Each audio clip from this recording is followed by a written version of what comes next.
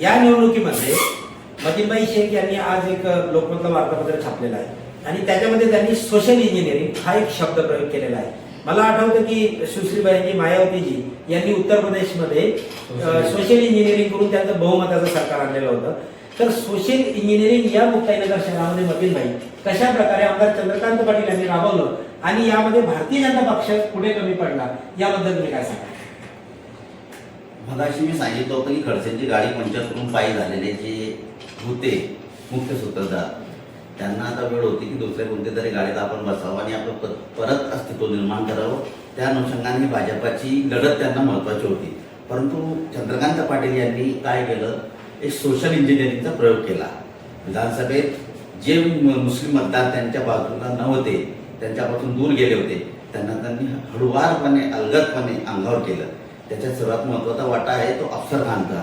ज्यावेळेस चंद्रकांत पाटील पडले, चंद्रकांत पाटील निवडून आले आणि मुस्लिम मतदार त्यांना झालं नाही, याचा सर्वास्वी फटका अफसर खान याला बसला होता. अफसर खान हा तरुण पुन्हा पेटून उठला आणि त्याने मायनॉरिटीमध्ये एक मशाल पेटवली.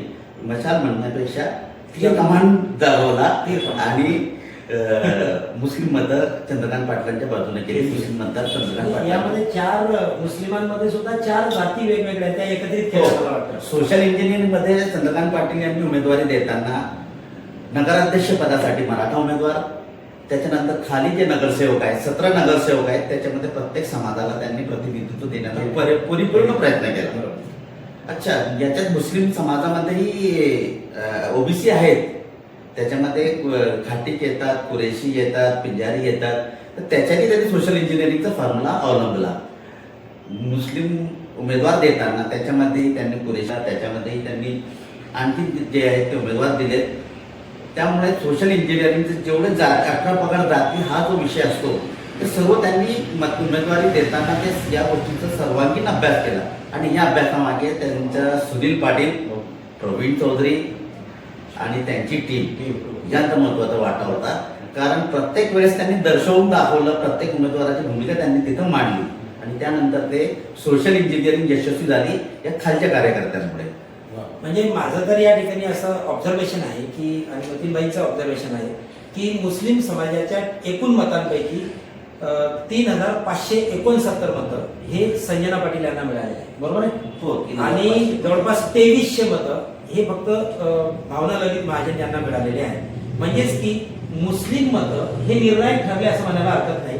कारण त्यांच्या विजयाचं जे गणित आहे ज्याच्यामध्ये, तर या निर्णयामध्ये जर आपण पाहिलं तर 1100 मतं हे इतर समाजातून मिळाले व त्यांचा विजय सुकर झाला असं म्हणायला हरकत नाही. म्हणजेच की मुस्लिमांच्या मतांचं फार मोठं महत्त्व या निवडणुकीमध्ये ठरलं. जवळपास 67% घरात मुस्लिम मतं जे आहेत ते संजना पाटील यांना मिळालेले आहेत. आणि ज्याचा जर तुम्ही भविष्यात जर विचार केला तर चंद्रकांत पाटील यांनी मुस्लिम समाजात केलेली साखर पेरणी आणि निवडणुकीत वापरलेला सोशल इंजिनिअरिंगचा प्रयोग याच्यामुळे त्यांची पुढची विधानसभा आणखी सोपी झाली. एखाद्या वेळेस भाजपा आणि शिवसेना जरी वेगळ्या लढल्या तरी उद्या त्यांना हा अडचण येऊ शकत नाही. कारण सोशल इंजिनिअरिंगमध्ये ते 100% यशस्वी झाले. त्याच्यामुळे त्यांना पुढच्याही दृष्टिकोनातून त्यांना फायदेशीर राहणार आहे. आणि संजना पाटील या अनुषंगाने तर सोशल इंजिनिअरिंगच्या अनुषंगाने विजयी झालेच आहे.